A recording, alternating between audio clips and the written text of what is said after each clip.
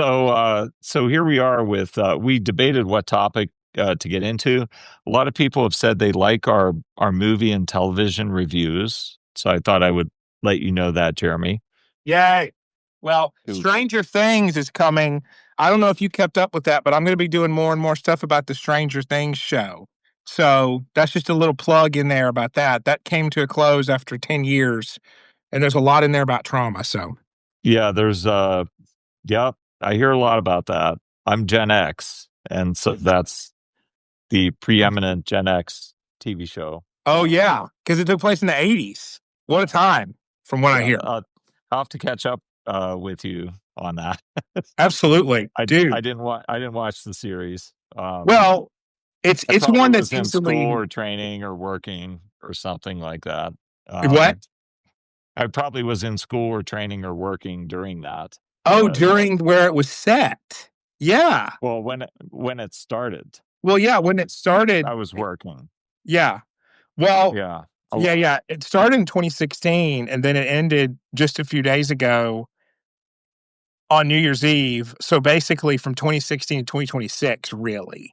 So, but each season took so long to film. Anyway, you can edit this out. But it takes place at a time where it's the very interesting, twilight of an era without technology, or at least I will say telecommunications. I think that's way more precise. The era of kids on bikes and playing outside without adult supervision. So that's when it's set, and there's a lot to be said about that kind of parenting versus helicopter stuff, which kind of puts us where we want to go today. Yeah. Yeah, I've In our talked to a talk. lot of people about that. There was a day where it was perfectly safe to be a kid and Yeah, wander around the neighborhood unsupervised, even if you're 10. yeah, And today you can't do that. It's almost like a lockdown state kind of yeah. thing. But we wanted to get into a subject tonight. We decided against. We're gonna go into Frankenstein sometime soon. A really great film. We're gonna analyze it. I think next time. Yeah. This time we wanted to do something maybe a little more urgent. And I was talking to you about my friend Rob Henderson Yes. and some of his ideas. And he was a while back. He was on the Old School podcast, and it was just so fascinating to go through that. And his inspiration by a book by George Orwell's first book, Eric Blair, the real name, was Okay. called Down and Out in Paris and London. Mm-hmm. And I found that really inspiring because aside from New Sure. York, Paris and London are my two favorite cities.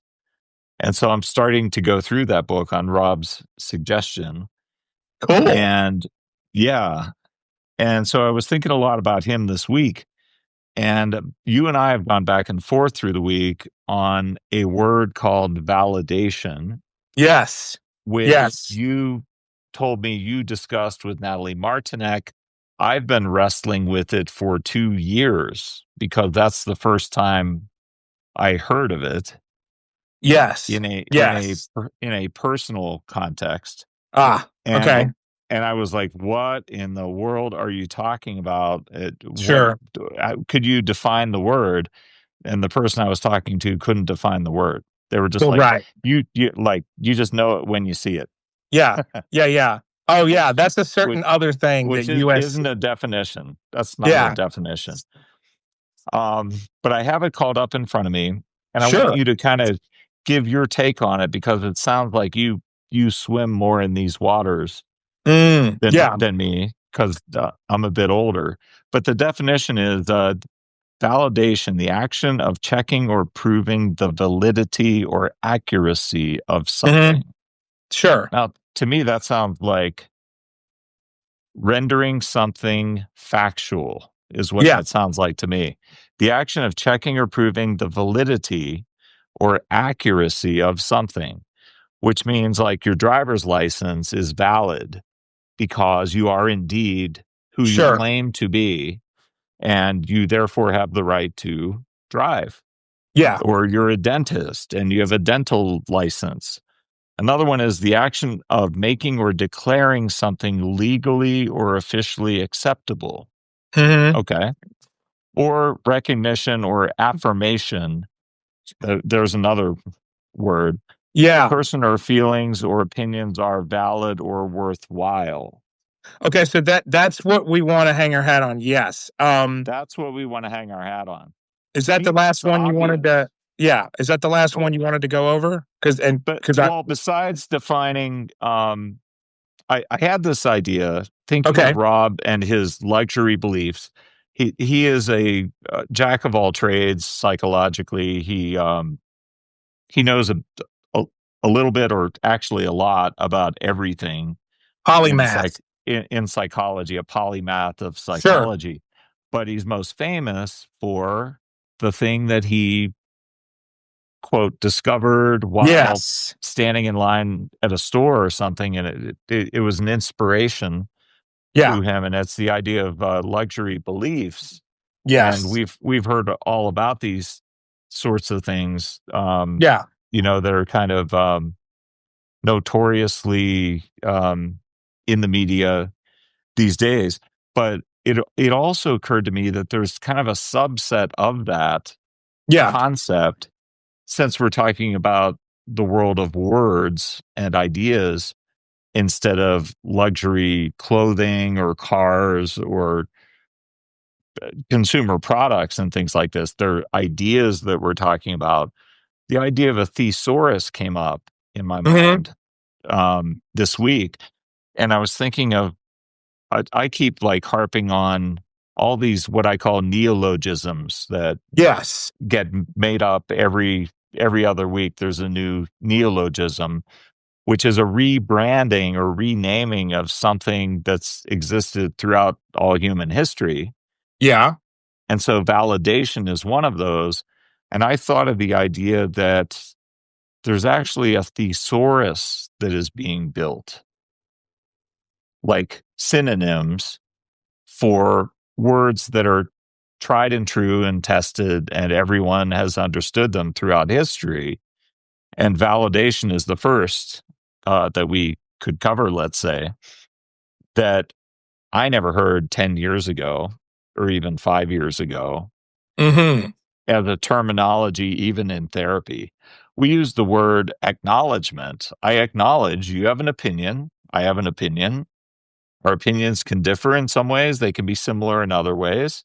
Why Right. don't we have a conversation and I'll hear you out? Maybe you can change my opinion a bit by interacting with you, and we can Right. synthesize something new together by having a dialogue.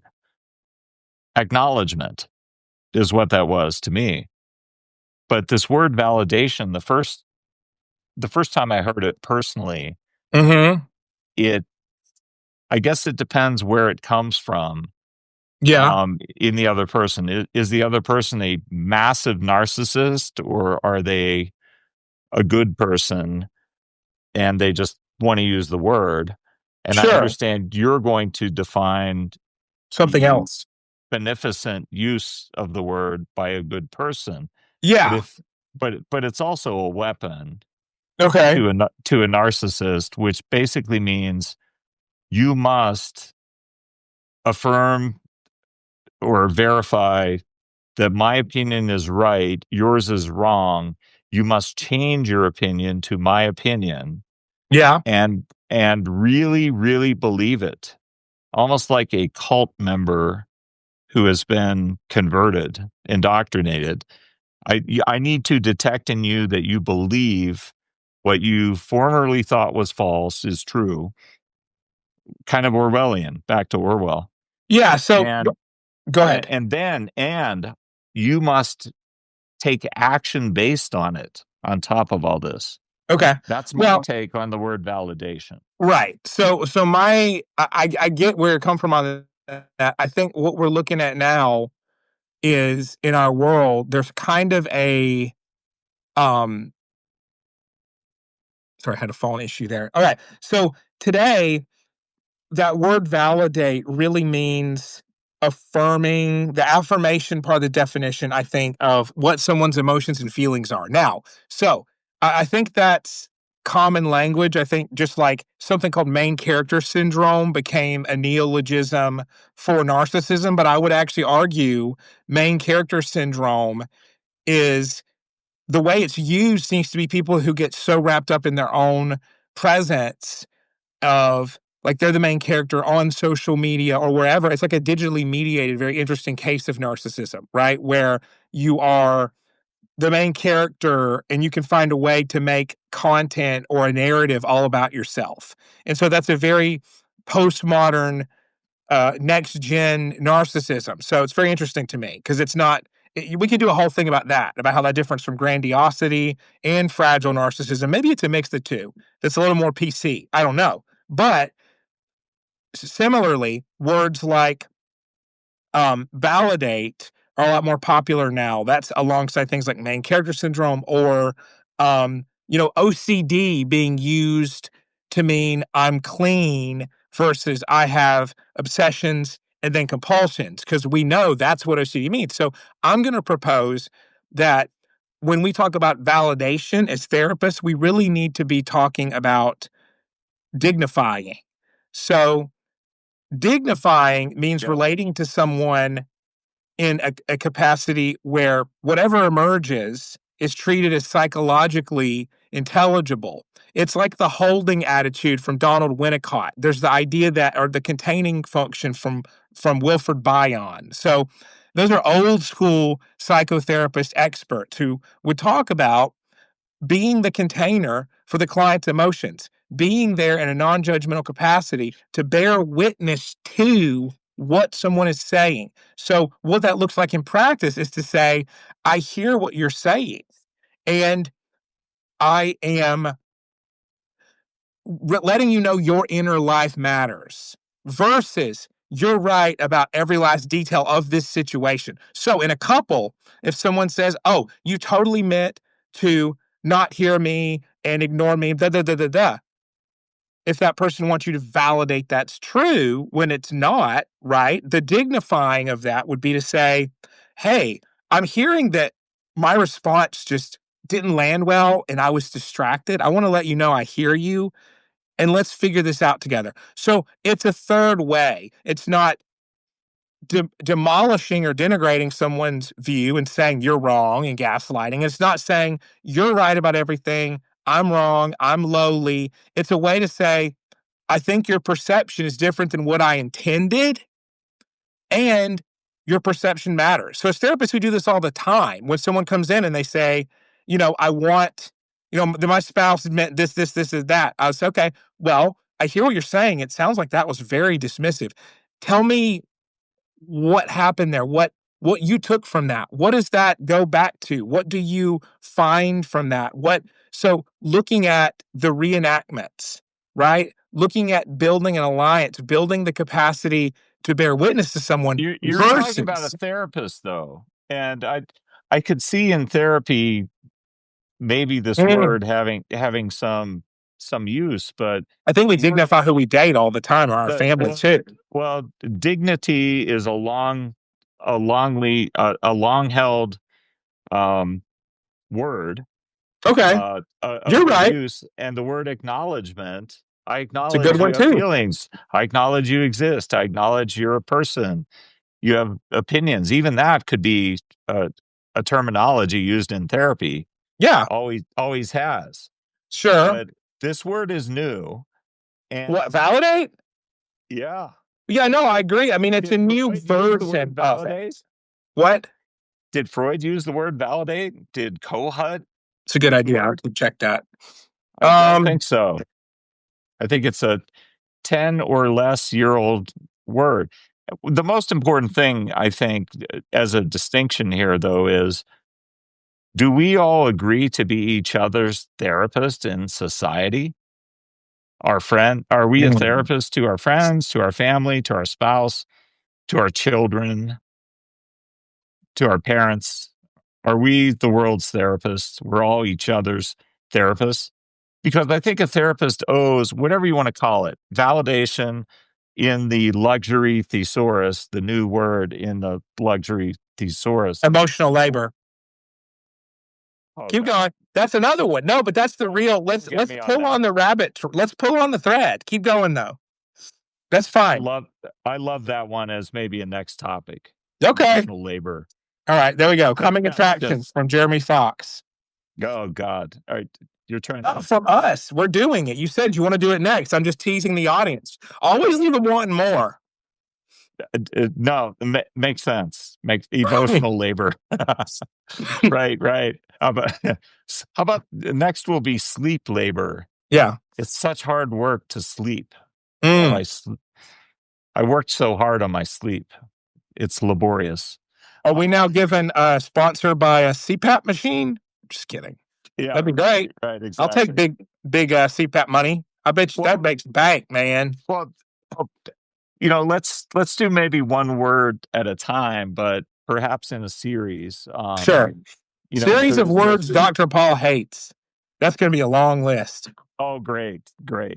Hey, that's evergreen content. We could keep going every week for 2 years on that. Words I hate. Well, no, there's words in a luxury thesaurus. The taxonomy, if you will. I'm just noticing this third definition of validation that you latched onto. Okay, let's rip.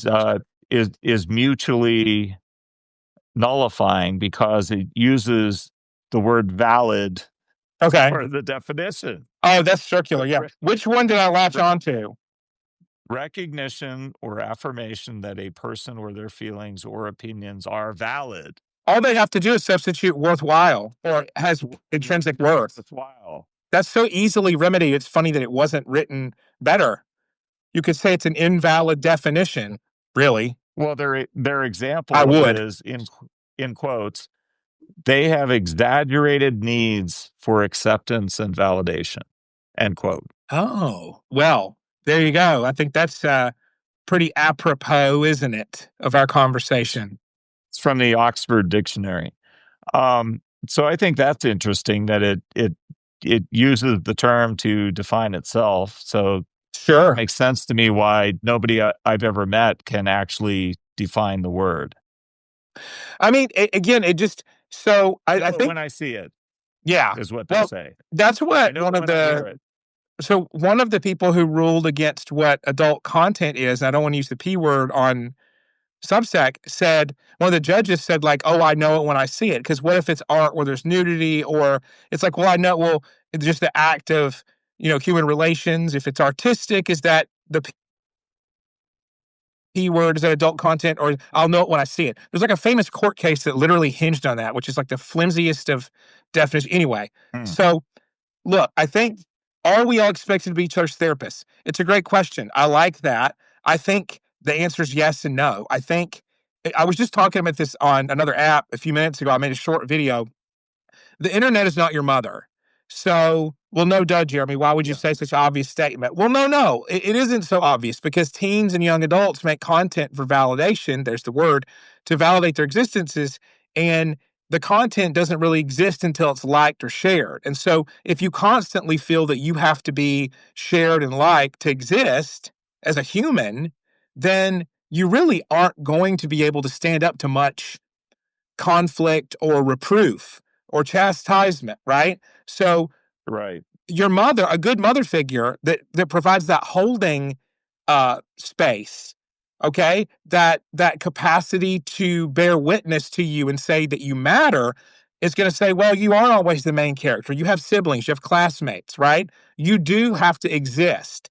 But the internet, as the sort of babysitter that kids have now from 0 or maybe 2 years old up, says, if you're not consuming, then you're producing. And if what you produce doesn't land, then you don't matter. So I think we live in you have to be witnessed and seen to be validated. I think we're hyper-focused on people affirming us with words that we even exist. And so when Natalie spoke about this, she made the comment, a grown adult shouldn't need their feelings to be validated in the way that a child does. And I think, well, people, their emotions are hijacked in such ways, and we allow it. Like, I'm not saying it's by force, but I think the idea that we all need to be each other's therapists because we're in such panic mode to always be on and doing something. Like, we have to unplug and realize if you want to do something online, like what you and I are doing, make it part of your mission.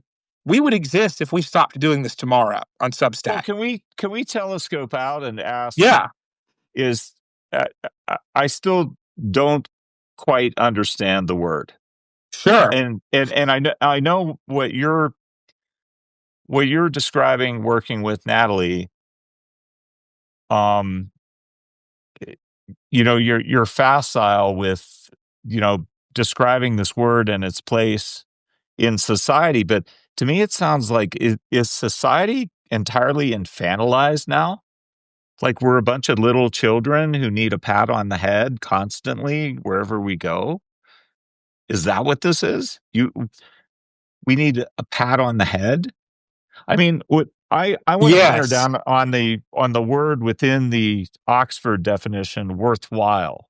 Yeah, go for it. Okay, so I'm going to get rid of the word affirmation because that's yet another neologism, but Okay. another another member of the new luxury thesaurus. But All right. recognition that a person or their feelings or opinions are worthwhile.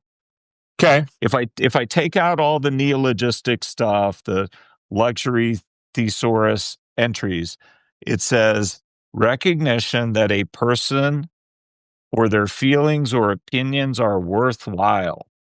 Now, to me, that's a given for sure if you are a therapist to a person. Sure. Yeah. Absolute.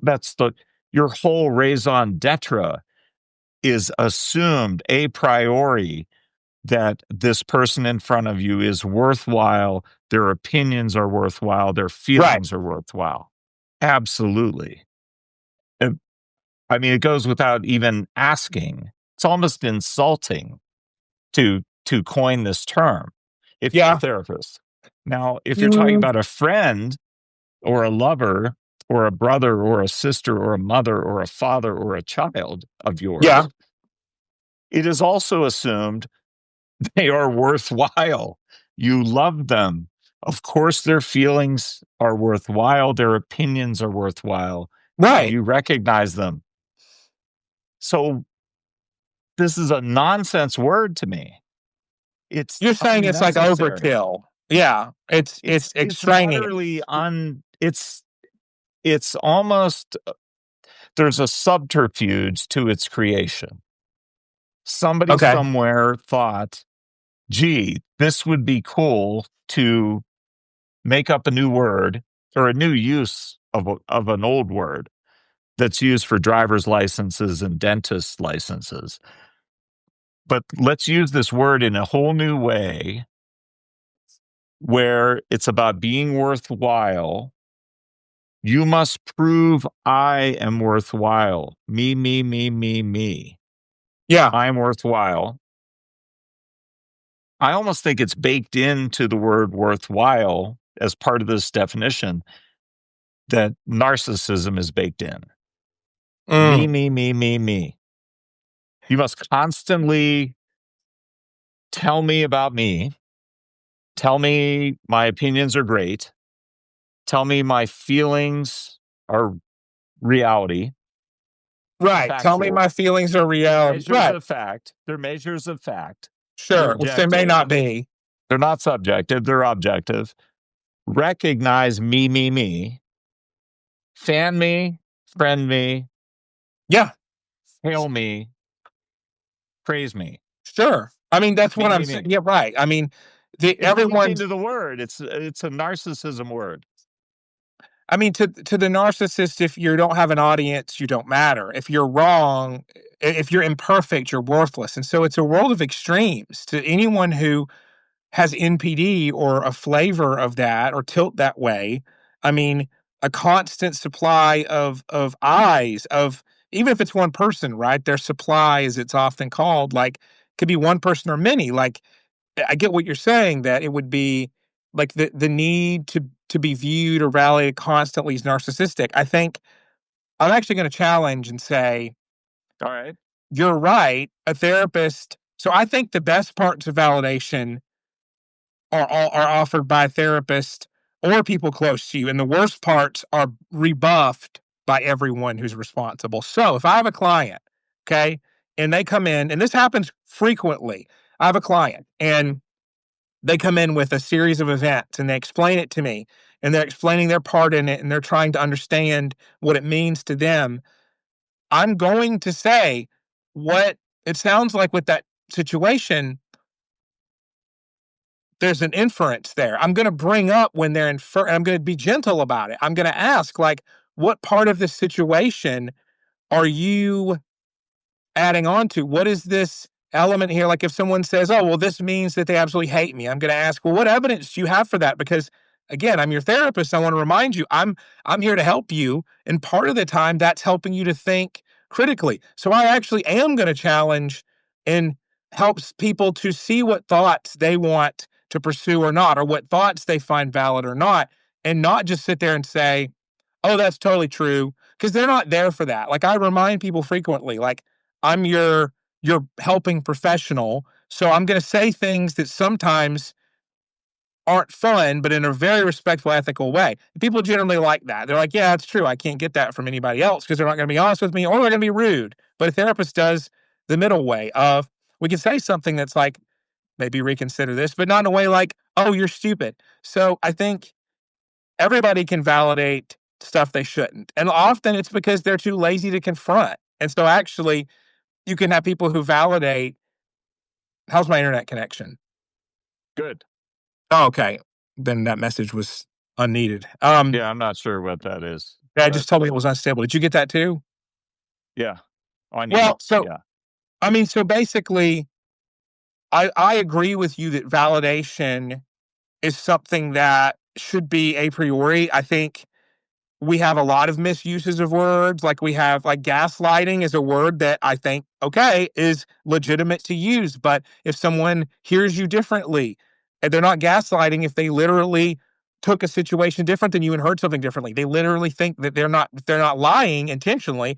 They're not gaslighting. So we just words get boiled down in the social media mill and the neologism mill, right? The popular culture mill to be way, way, way different and usually way more general than they ever should have been, right? Like Yeah. OCD is not mildly caring about things being in order, but it's been that diluted. Like one drop of blood throughout an entire ocean. Like, no, OCD is not having to line stuff up. That could be part of it, but it's so brutalized as a definition.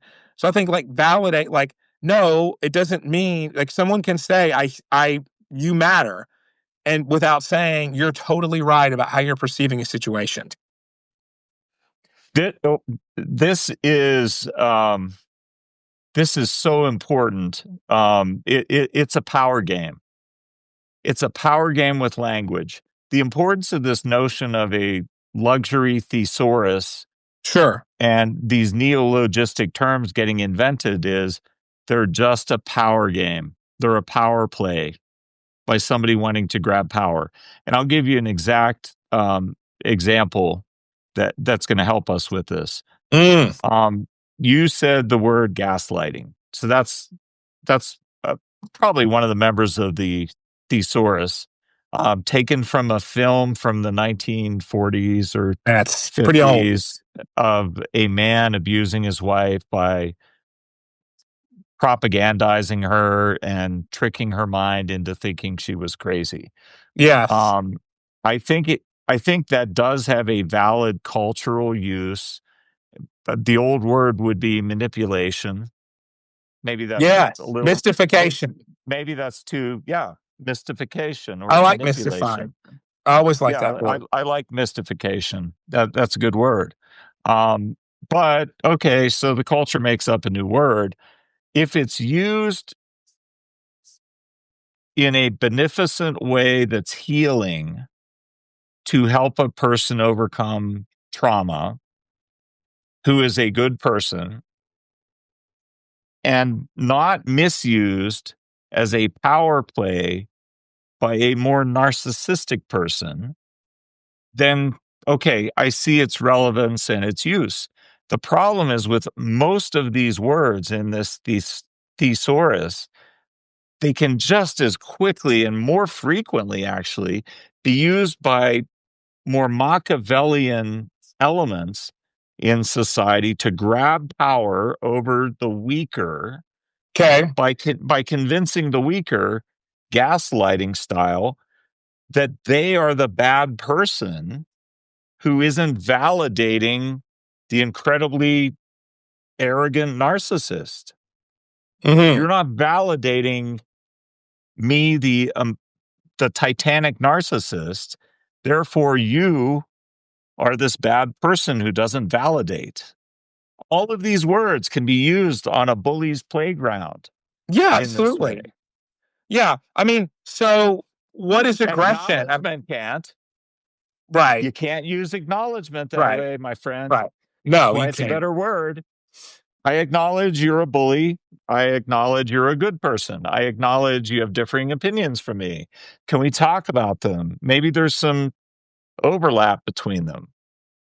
You can't mess up acknowledgement, but a No. narcissist can use validation like a brutal weapon and gaslight you with it. Well, yeah. And so okay. My thought on that would be it depend the game you're playing, it goes back to games. It goes back to transactional analysis. And I know Henderson and you and I separate you and I together, and then Henderson has written about transactional analysis, TA, which talks about games people play. Like they play the martyr game, right? Like, oh, you don't think my, oh, okay, here's an example. So there's a few examples I'll throw out. I don't want to forget. So for one, I saw a TikTok video the other day of a young guy. He's a Gen Z creator. He puts out really good stuff, and he um put out a video about how every time you disagree with your mom or something, and it was like that was the caption. It was, "Oh, I'm just the worst mom in the world, aren't I?" I think it was him that put this up. Somebody put out a video. It was amazing because that is such a common experience people have with their mother. Now, thank God my mom doesn't act that way, so I would never want that, that accusation to stand. But that's a game of shutting down your criticism, right? By turning it into you criticized one element of my parenting equals you hate me. Oh, the goalpost is shifted. That person becomes victim, right? So that's what you're talking about. Is if you say, "Oh, you invalidated me," you get to play the game of you are hurting me. I'm now the center of attention again. My way goes. I get to manipulate.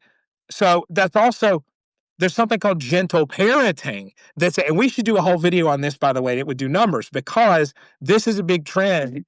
This conversation of how gentle parenting is failing. And now, what is gentle parenting? It's very much like reinforce the good, don't focus on the bad. And so some of the problem is that some kids don't really respond to gentle parenting. Like if they, for whatever reason, like if they need a harder consequence focused parenting style, at least for a time, right? Like this idea that you can always appeasement. That used to be a hated word, especially in World War II era, by the way. Appeasement actually used to be a good idea. Like you can trace like with Neville Chamberlain, the guy who came before um the Churchill, right? Before Yeah. Churchill, the idea of appeasing your enemy or of playing it safe was actually not as hated as it is to this day because of what happened in World War II. So it's very interesting. I mean, there's so much to do with. I'm just getting my brain works like that. I'll go from idea to idea, but No, you're talking yeah, about gentle parenting, and yes. this goes back to the '60s and '70s. Heinz Kohut coined the terminology transmuting internalization. In other words, a child cannot grow up unless you sometimes let them down, Oh, and absolutely. they got to figure it out for themselves. You're usually there. You're there for emergencies. You're going to save their life if that's necessary, but for some of the mundane tasks of life that make us grow up, money, relationships, friendships, responsibility, you need to let them down, and you will let them down Yeah, because you're that's the not going to bottom let them. line. You will let somebody That's down when they sometime. grow up. They figure it out Yeah, in those little punctate areas of life where you let them down because you're human. They have to make up the difference. And that's how right. they grow. Those are the exact places they grow. In fact, they don't grow by you helicoptering them and bulldozing for them. It actually Yeah. causes them to not grow. So, right. I mean, the way you can think about it is, and again, like everything isn't video games, everything isn't games, but a lot is. I mean, when we talk about video games, and when you talk about good versus bad video games, good video games are known for masterfully ratcheting up the difficulty and punishment according to how far along you are. First world, Super Mario Brothers, easy as pie. Second world, a little harder. Keep stepping it up till you get to the last level. Wow. You got to be good at pressing the buttons and knowing when to jump. Same thing with this series called Dark Souls. It's a game that's punishingly difficult, but it rewards you for pattern recognition and learning what to do and when. And so this is all based on the human developmental experience. And you could say the evolutionary development experience is growing along, continue challenge at its phases where you're ready. When you're 5 years old, you're ready to say please and thank you, sit politely, not scream when you don't have your iPad, and engage for a dinner. You're not ready to give a speech on the finer points of capitalism, right? Maybe when you're 12. So but you are old enough to sit and learn how to talk a little bit like, a human when you're that age, 4 or 5. So and you're old enough to understand things. So, and you're old enough to be disappointed by, oh, I had wanted, to not sit and be inconvenienced by adults talking. Okay, well, so you learned how to be, and you learned that you survived it, and it was okay. So those little developmental disappointments are Yeah. milestones, as you're saying, and it's absolutely accurate. And the thing is, what people love the most in TV series, like a cliffhanger that then gets rewarded, everything involves a short disappointment and a greater reward, but we just don't like integrating that into our lives.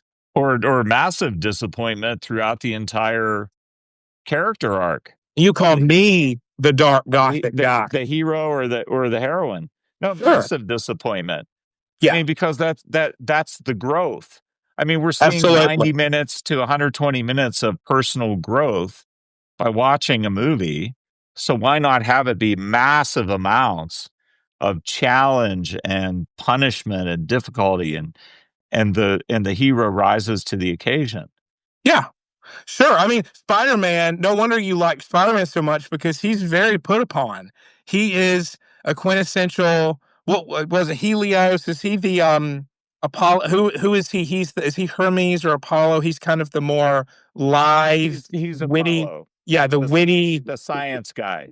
I want to Yeah, say hi to Margaret. Thank you, Margaret, for joining. You're new to me, so welcome. yeah, You guys can feel free to write things in here. We're talking about validation as a first term in what we think is a luxury thesaurus, neologistic terms that are made up. Hello, Margaret.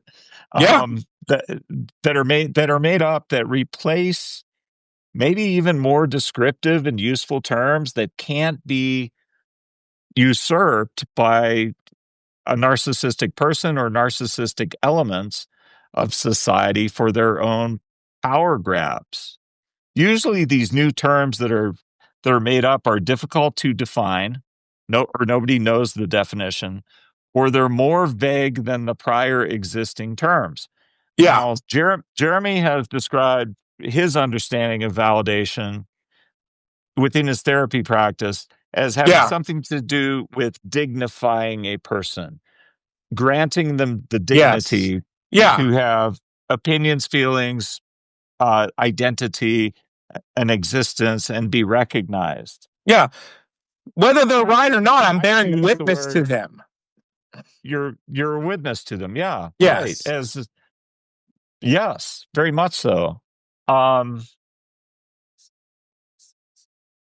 There was a Jennifer Lopez movie called Shall We Dance? Ooh, okay. Haven't seen that.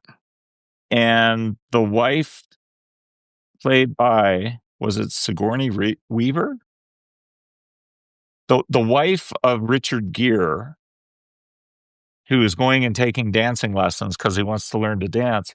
Okay. The wife is in a conversation with Tim Robbins about the meaning of marriage, and it's one of the most beautiful descriptions of marriage in the shortest definition I've ever heard. She said, "Marriage is witnessing another person's life." Yeah. Okay. Ultimately, like boiled down to its basic essence, it's more than any other person in existence being witness to someone else's life. And there's a obvious overlay into therapy as well, that a therapist is witness to a person's life. And Yes. that there's something about that witnessing their struggles, their feelings, their opinions, emotions, behaviors, and events that is what is profound about it, and probably what is most healing about it, being witness to somebody's life. So if validation means being witness to somebody's life, I could get that, but Yeah. it's implied in the relationship. If it's a therapist-patient relationship, that's why you're there. It needs not be said. It's why you're there. And if you love somebody or are in love with them, or they are your child, your parent, your sibling, your spouse, it ought to be implied that's why you're there. You're paying attention to me right now. You validate me. You're here. Sure. I'm here. I validate you. The people who are listening right now, we validate them. They Yeah. validate us. Why would we be here? It's implied that something good will come out of this. Yeah. It is implied. You're right. So, So these three definitions are nonsense to me. Because okay. I'll read the three again. Like two of them are more legal, right? Validation from Oxford Dictionary: the action of checking or proving the validity of something. It's like self-referential, which is what I find every time I ask a person to define it live in person. It's self-referential. I know it when I see it. The next one is the action of making or declaring something legally or officially acceptable. Okay. See, I like that. I think we could get really in the weeds on that because that's like saying, even though I don't agree with your stance or it's annoying to hear you complain to me, I'm going to accept that as your friend or your spouse, I'm going to listen. So I think I mean, I get what you're saying. I think it comes down to Not making yourself less than or subjugating yourself, as opposed to just saying, I want to be a good listener. Isn't it the same thing as being a good listener? That's what, more normal validating? person language. Yeah. Is it Yeah, being present with somebody? I like Is it that. paying attention to somebody? I think See, there are normal mindful's person better. words. Mindful, being mindful, authentic with somebody, Love being a that. good listener to somebody. Yep. Aren't those more normal person language than this neologism Yeah, created? I think Validation? active listening is one that we could probably Yeah. stand to use more. I like it more.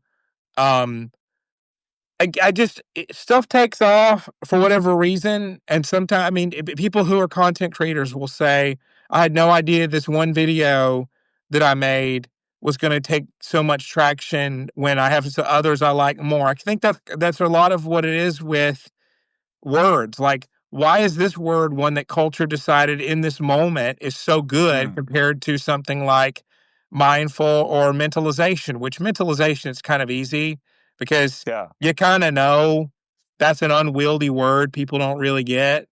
So, whatever. But I mean, it's a good one because you can recognize somebody and dignify them without validating that what they're saying is accurate. And I think that's a stance people have to take. You have to do it as a parent. You often have to do it in friendships or romance of say, hey, I have my blind spots, you have yours. Now I'm seeing one of yours. I think this is wrong.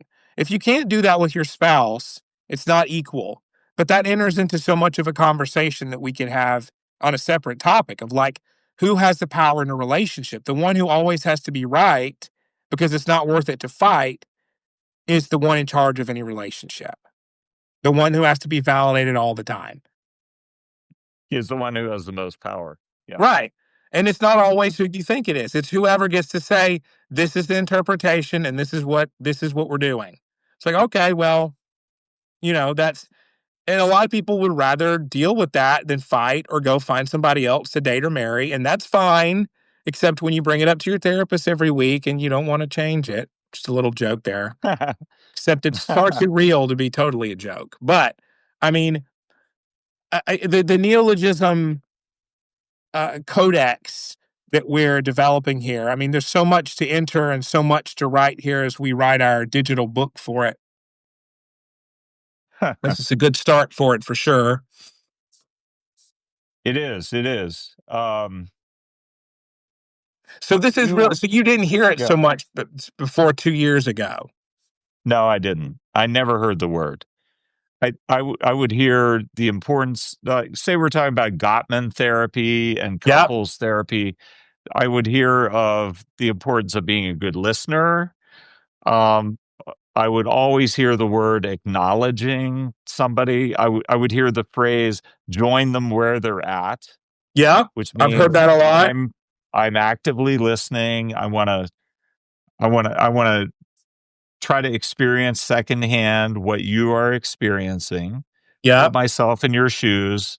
I'm empathizing. I'm being present with you. These are all Yes. normal person language. Yep. And then there are words like validation. I did not ever hear that word before, say, 5 years ago, 3 to 5 years ago. Yeah. I mean, I think that in many ways.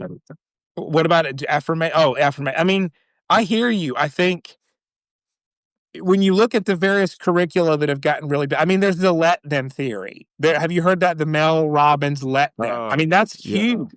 And that's the kind of thing where, look, luxury believe therapy is a bit of a luxury profession. You can't get into it unless you have a runway of disposable income for a bachelor's and a master's, time to go through internships, time to build up a private practice or go work at a job that doesn't pay that well. I mean, if you want to talk about luxury beliefs and words, the profession of therapist is somewhat of a luxury profession. That's an idea I've been wanting to talk about for a hot minute. And I'll just drop it now before it get to, I want to be the person to get it out there. So, it is what it is. Like a lot of the stuff that comes out of this field is going to be stuff that says, focuses on the top percent of communication and not how do I afford cost of living? How to do this, how to do that. It's more like, the luxury that if you are yourself, you're just yourself, everybody's going to love you. That's a luxury. That's not the case for everybody anyway. You don't even get to be valid if you're earning your stripes and trying to prove your worth and you want to reach a higher standard of living and you're at a lower socioeconomic stress. So it's like, we could so deconstruct the term valid and look at it through the lens of privileged therapists who get to say that stuff like it's rocket science because they feel that it is and all of their friends feel that it is. And maybe we'll come to that in a future episode. But I think that's what a lot of these terms derive from is people who don't to put that politely, it's not like a real world slugging it out, no privilege term. Real work to do. I mean, honestly, I think a lot of people would say that. A lot of people would agree with that statement you just made. Yeah. All right. Tell me about Mel Robbins. I've watched a video or two, and okay, so basically, let them means have boundaries. Essentially, So control other people. So let them do what they will do. Yeah, so this is what it is. We don't control others. So Okay. it's the Boundaries. two word mindset tool grounded in the idea that much of human frustration stems from trying to control what we can't. So others' actions, opinions, feelings, decisions. The core instruction is to simply say let them in stressful or reactive moments. So by someone annoys you, et cetera, et cetera. And that's you signaling a release of the need to manage or fix others' behavior. So, okay. So then she pairs that with That's a let boundaries. me component. Yeah, boundary, let me component, which redirects attention back to what you have control over. So, okay. Um, That's inside the boundary. Let me yeah, is inside the boundary. Let them is outside the boundary. yeah. Whenever I How is hear that this stuff, yeah, how is go that for it. rocket science? Well, so you just hit on. I mean, whenever I hear this stuff, I think a few things, and we'll edit some of it for radio here. No, it's not genius except for one thing.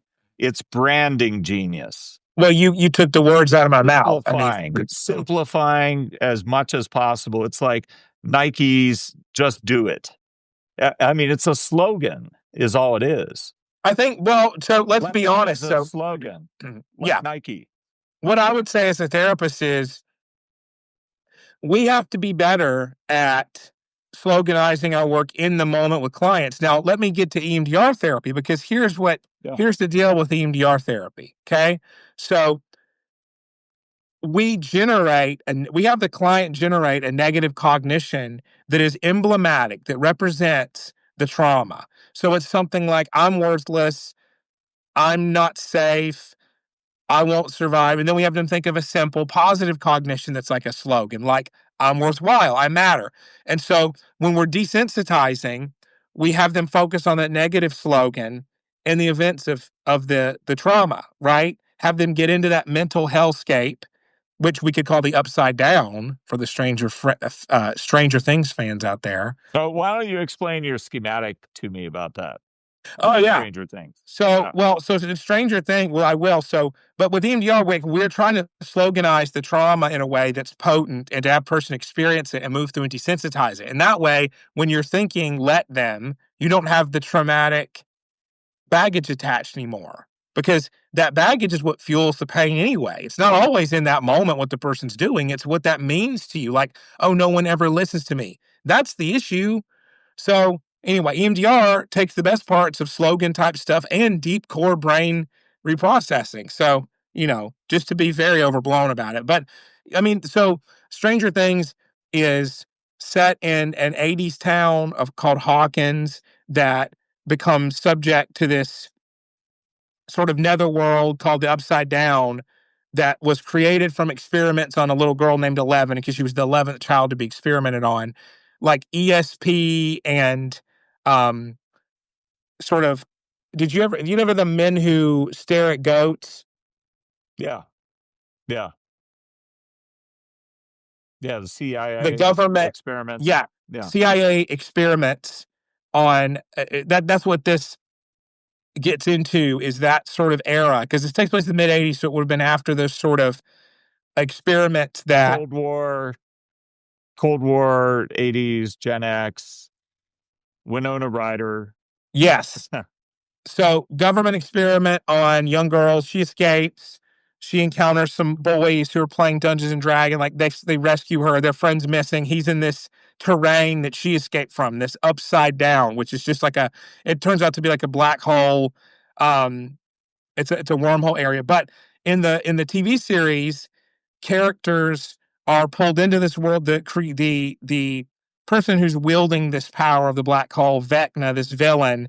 I don't want to spoil too much, but he has a backstory that's somewhat traumatic, and he chooses to allow that trauma to expand. He wants to expand this, right, inflicting it on others. And our character 11, who's this girl with telekinetic powers who got experimented on, who escaped the upside down. She's trying to overcome this trauma and to put it back in the box to stop the upside down, the emerging wormhole that threatens to absorb, usurp all reality, right? Representing trauma. To say, I'm done with this. I want to move on, right? Whereas another character is really trying to expand it. So it's a brilliant metaphor. And the interesting thing about this EMDR wise is these other teen characters in Hawkins start to have moments where they're like the whites of their eyes or what's showing, and they're mentally in the upside down, being summoned to by Vecnos, like this evil siren So character. does I've heard of 11. I understand that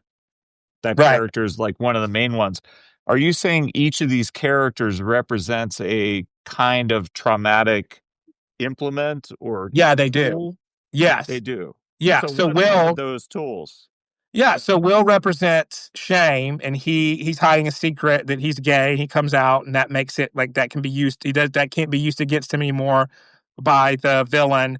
Um, 11, she finds friendship, and so she can't have this fear like not fitting in. Max is a character who comes from a broken home, and she has quite a bit of sass and shame. Like she has an abusive family environment. When she finds this friendship of this group and they remember her favorite song, right? And they play it when she's in this trance and in the upside down, she comes back down from levitating, comes to the present. And that was really interesting to me because this world keeps showing a titration of going into the trauma, coming out and being safe, going to the trauma, coming out, being safe, which is EMDR basically. And in EMDR therapy, we have people imagine a calm place. Like, okay, what's your favorite sound song? Like, usually it's a visual, but because this is the mid 80s, Max, who's like, we can attach this clip sometimes, really cool. Her favorite So song they is, go in and face fears. yes, They and they they come go out into stronger. the upside down and they face fears. And they come out stronger and they've got Okay. yeah, and so it's like a gamified trauma confrontation storyline. It's very interesting. So Hmm. I love it. I mean it's a great metaphor, but I mean everything is a trauma story now. If you look at a lot of media, a lot of it's about confronting not just your fears or your anxieties, but what actually terrible did happen to you. And I don't know if it's because we're more comfortable talking about that now, but it seems like there's been a traumification of a lot of media. Maybe I see it more now because to a hammer, everything's a nail. And I'm a therapist, but I do think a lot of our media is a lot darker and about trauma now. I don't know if you would agree with that. I don't want to Well, speak for you. there's a victimization uh subculture cult-ish like group Mm, in society that expands, and it's tied to narcissism. And Natalie Martinek talks about covert narcissism a lot. It's covert narcissism, yeah, or me she does talk playing the about that. victim. It's still all a power grab disguised. It's Well, all power jockey. Whether it's poor me, I'm a victim, and these are my 5 diagnoses that I made up for myself, or poor me, I've had trauma. But all people have had trauma. I mean, my view of trauma is like it's on a continuum. I think that's a healthy view. It's a scale. There's the old trauma with a little t versus trauma with a big T, and there's probably Yeah. even smaller than a little t trauma that didn't really bother us that much. It was annoying, So that's like, perhaps. yeah, yeah, sure. I mean, so the ingredients for a trauma, and this is Peter Levine all the way down, I can't take credit, is being trapped to being unsafe. Because if you're trapped and you feel safe, you're on a roller coaster or an elevator, right? You're just restricted and you're going somewhere and you're fine. If you're in danger and you can escape, that's called escaping and surviving. And so you are less likely to be traumatized. But if you are restricted and in danger, like you're being held somewhere and you see a lot of traumatic stuff, like in Clockwork Orange, or and if Yes, you're a survivor of some of assault, then you're stuck and you're terrified. So terror plus being trapped, that's really the two T's you need to make a trauma. right, So I right. think people have to bear, and I didn't say that. Peter Levine did, one of our modern geniuses on traumatology. So, and again, I think Stranger Things is cool with that because it shows like these kids being manipulated by a force that just wants to grow destruction, but they're able to say, wait a minute, even when I'm trapped in this sort of trance, if I can move a little bit or listen to my favorite song, I can flee and escape and it's over. And that's really the best thing about trauma recovery is saying it's over and I can keep living. And the show is all about that. Like it's not about wallowing. It's about saying, look, let's confront what exists there and move forward. And I wish more stuff would view it that way. I mean, in many ways, story does what, and metaphor does what reality can't. I mean, when you can look at a metaphor for trauma, it can make it a little easier to talk about. I think traumas with either a little t or collected or a big T are how we initiate today Okay. into adulthood. Yeah. I mean, we would call it We don't that have maybe, right? formal What do you initiations consider? anymore. Yeah, I would love to hear your definition of that because I might not even call it a trauma. I might more call it a frustration or a, Or a challenge. yeah. Yeah, you could maybe call it a challenge, but I almost think that uh, since we no longer have, I mean, this gets into the weeds a little bit on another topic, but I think initiation is the fourth imprinting phenomenon for human development Okay. that comes from anthropology and has not been in the world of psychology as a formalized principle. But I think it's a Conrad Lorenz imprinting Yeah. phenomenon Yeah. besides attachment, bonding, introjection of Mhm. the opposite and same sex parent. And then lastly, in adolescence and young adulthood, initiation. I think it's a fourth imprinting.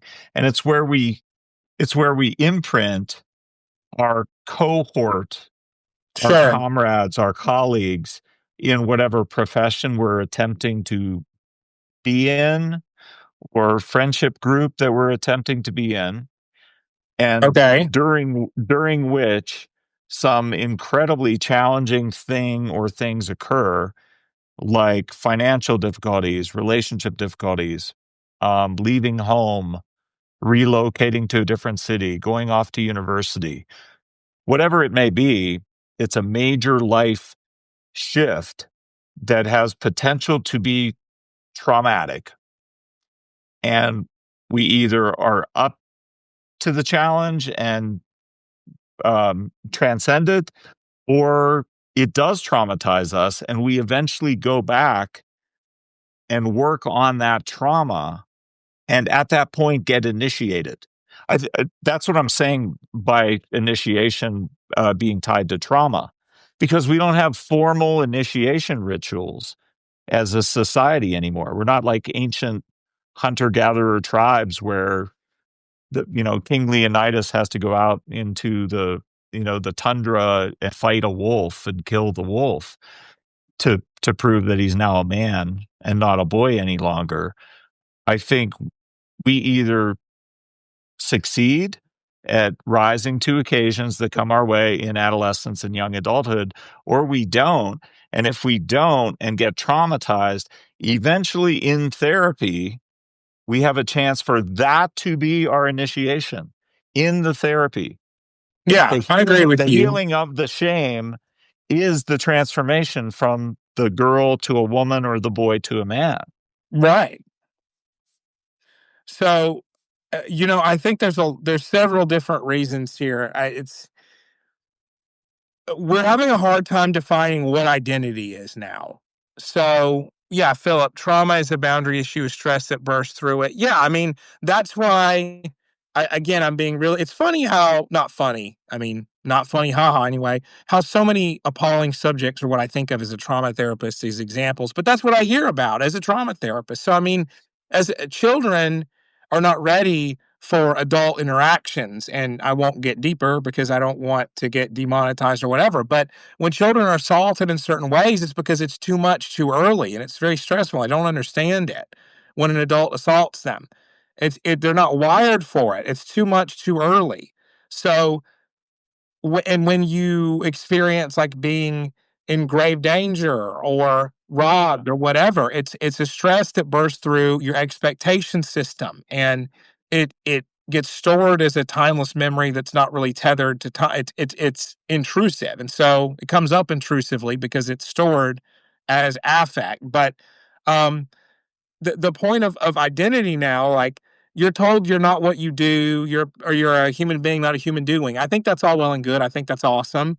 And I also think on the other hand, you need to develop competency, skills, and talents that you can hang your hat on and say, this is part of who I am, so that you can have the rite of passage of, this is something that I care about, like you being a healer, me being a therapist, healer, whatever you want to call it. Like, that's part of identity. So we have many parts of our identity, great. But when you go through a rite of passage and say, I completed that and I'm different now and I'm better in some way, I'm different in some way, that adds character to your character. That's what character is about. It's not just a moralistic concept, it's customizing your character like in a game. It's funny how we have better understanding in terms for human development in games that come from real life. We have to turn it back around and say, well, wait a minute, where are we going? There's so many aimless young men now because they don't know what direction to go.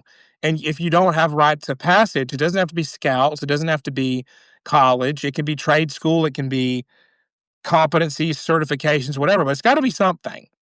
There's no way around finding something and practicing it for a rite of passage, in my opinion. Well, Doing well something said. that shows you're competent. You Thank made you. me think of John Barry and Martin Seeger and Kingersley and Yes. Luke Sullivan's the comprehensive textbook of male psychology. Yeah.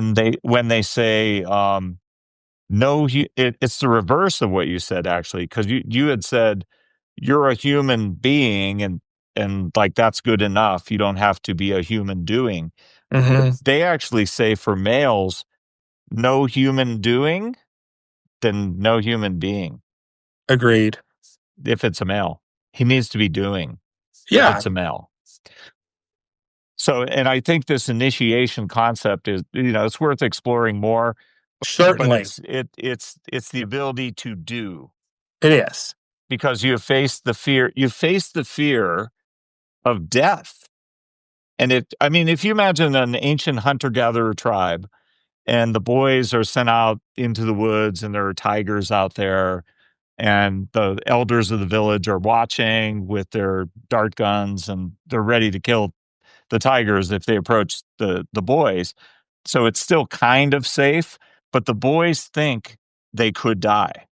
And then when they survive until the morning, they're overjoyed and renewed, and they are now a man. They are new. They're a new creature who has defeated death itself. And if you've defeated death itself, what else is there to fear in life? You are now free to do.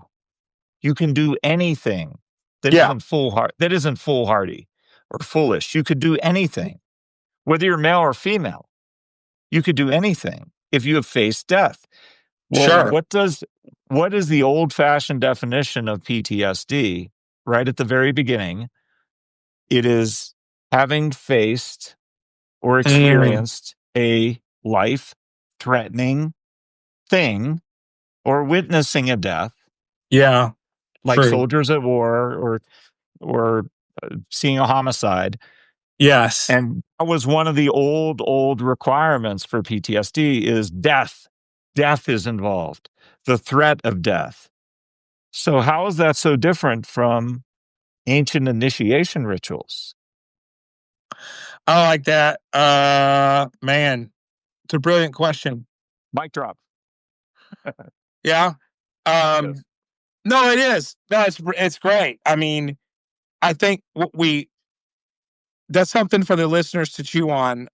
For me, it's going to be how you view death and how you view. I mean, look. Okay, so let's get really geeky. I'm almost ashamed of this. But let's go for it. So, in Star Trek, that's the shameful part. The Klingon race is so honor bound, and you hear them, and they're played for kind of comic laughs on how quickly they're ready to unalive, like just off to glory, like you know, pass away in pursuit of their glory and honor, right? And if they're insulted, and so could a Klingon have PTSD? Well, I'm not sure that in their race that would be something they would even really think or talk about. I know you can look at probably episodes of like Commander Worf, who's more of the humanized character because he's playing Or around maybe the human norms. Spartans didn't get Yeah. PTSD that much. I mean, so Yeah. Well, What does a brush with yeah. death mean? Do you take it afterwards as something? So moral injury, I think, is where you really start seeing PTSD and survivor's guilt. And when you get more frontal lobe neurotic thinking about it, at least see this thing. I don't want to say the wrong thing and offend anybody on that. But if you think about it, when we really start looking at wars and things in the modern eras where stuff gets tricky and all mangled up like spaghetti, it's very much interesting how in ancient days, life meant this, death meant this, and whatever happened, it was the order of things. Not saying that was better, but I am saying when you look at the rites of passage and whether someone lived or died and the poeticism of life, something about that seemed to buffer the pathologization of life. This is where we have like a book thing going on. Is this idea that poeticism, because you and I keep doing this mythopoetic thing, a la like Iron John, of like storifying, narrativizing life. Something about that brings beauty in a way that you can say, okay, I'm going to, with my brothers, whether biological or not, take on a grand obstacle. And, in the pursuit of that, if I almost die, then I have a good story. And I don't think back on it as how dangerous my parents or how foolhardy they were and how much danger I was in, but how my victory was won. There's something there of a mass shift in human consciousness from the poetic to the problematic to the neurotic. And that's an interesting idea because that seems to be what would get in the way of us thinking the same way about rites of passage of that nature now is we would see it as incredibly irresponsible. Many of those rites of passage, apart from sports, which is sanitized war, by the way, let's just get that out there, Yeah. wrestling, all of these things we have that are basically the vaccine version, the dead virus version of things that were bigger in ancient days. So pulling forward some kind of rite of passage, but I mean, we had them last century. There's got to be ways to revive that without children having to face bears. I believe that Well, that's possible. the meaning of stories, the importance Yes. of stories and the meaning of stories. And you just gave me an idea, briefly passed through it. It was, if you were, if you were in your soul a therapist, you probably must also be a poet and a screenwriter and a film critic, Ah, because it's how it all comes together, and a novelist, because the linguist said the mind is structured like a story, and we have evolved to digest stories and find meaning through stories. It's all about stories. it's amazing you say that because all of you and I together, we do love movies and we love different genres, and I think that's a credit to what we can cover together, and it gives some good cross pollination. But it's very interesting to me. You've I think interrupted you're my right. movie tonight. I what? You've interrupted my movie tonight. I'm halfway through a movie that Which I'm one? very, very compelled by. Okay. 2023, by a Swedish American actor, Kalaman, Joel Kalaman, that I've never heard of. And it's directed by John Woo, and it's called Silent Night. Oh, It's okay. really, really good. And it's grief, and it's trauma, big time trauma, of a Oh, wait. father who loses I his saw that. child to a street gang shootout. I've seen that movie. I watched it when it came out in theaters. So Don't we tell me can the pod end. I'm halfway through.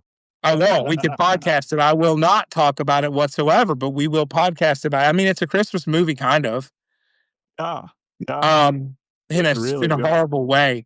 Yeah, I saw that in theaters. I remember it vividly. So anyway, yeah, no spoilers. I mean, I got a minor in creative writing in college, which looking back at 20-year-old me, what a fanciful thing that was. Uh, anyway, I mean, it will serve me well. I've published an article internationally, so it did serve me well. I mean, it could go further, let's say. But sorry, what were you? It will serve you Yeah. well. It will So, serve you well. but I love interesting poetry that makes you think, that breaks patterns, that uses words inventively, right? Like, Yeah. I do like poetry. I do like bizarre short stories that make you really have to strain to think about it. And You're getting yeah, I like. Geraldine really excited.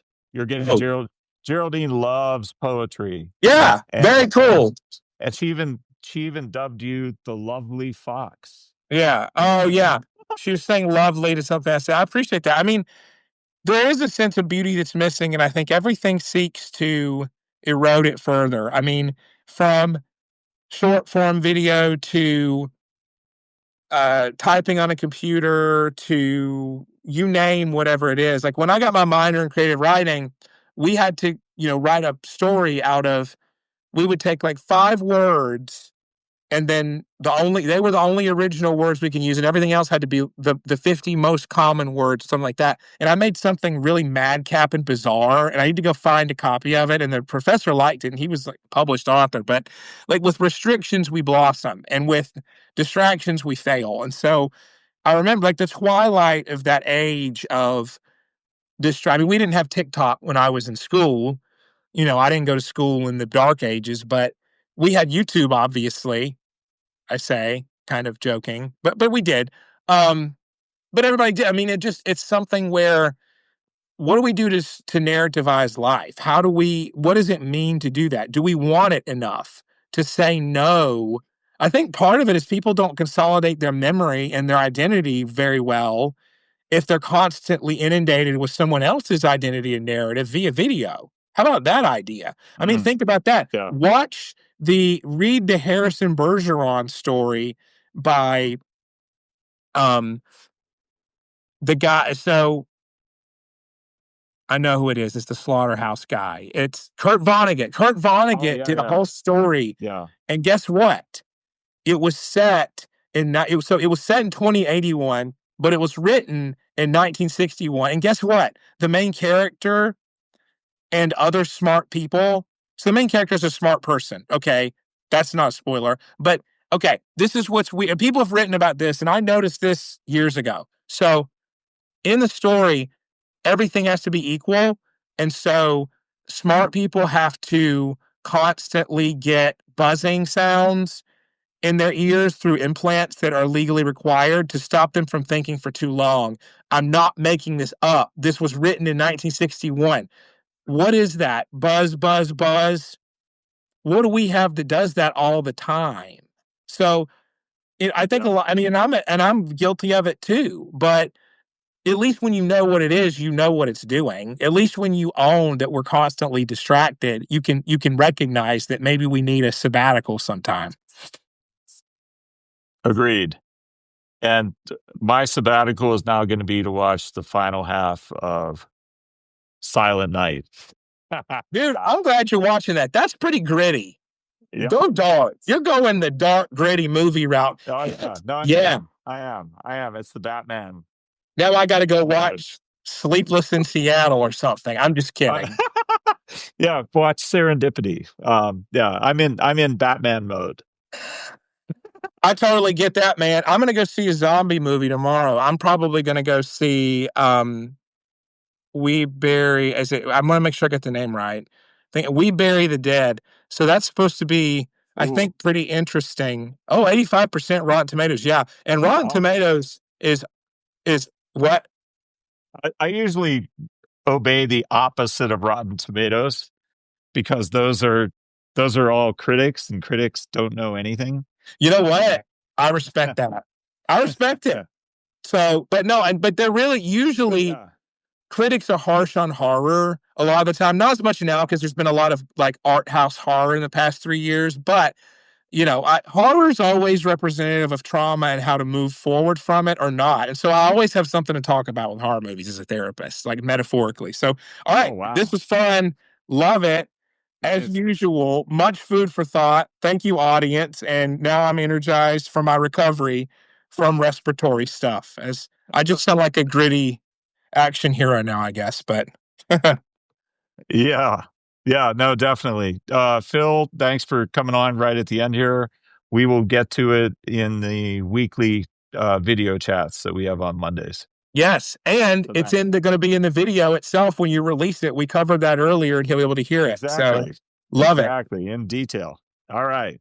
Thanks, Jeremy. Good night. Farewell. Thanks.